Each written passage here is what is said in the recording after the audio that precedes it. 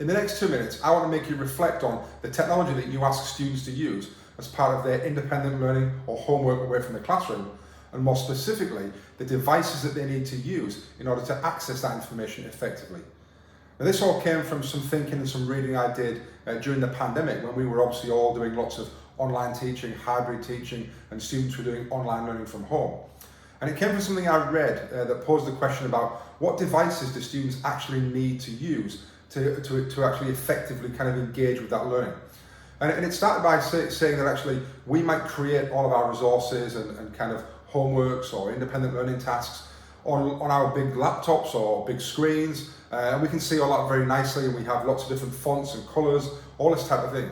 We also might use different programs, so we might ask our students to use Excel or Google Sheets or PowerPoint or any kind of different kind of apps and kind of programs we might have on our laptops. But actually the thinking that came from what I read was that we need to be thinking mobile first when we create these resources, because lots of our students might be accessing this through a mobile device, such as a smartphone, a tablet.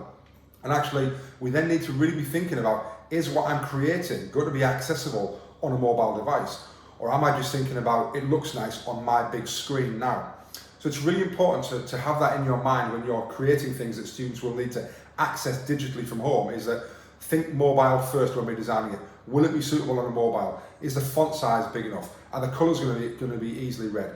Do they have to then switch between 2 or 3 different kind of platforms or apps, which might be quite easy on a laptop in multiple windows, but might be a lot more difficult on a mobile phone? So it's really about thinking about mobile first, making it as accessible as possible, and not putting any barriers in the way of students who may not have the big laptop, the big screen at home, and might be accessing it via a mobile device. Hopefully that's been useful. If it has, as ever, join the comments below, join the conversation in your staff room, and please share.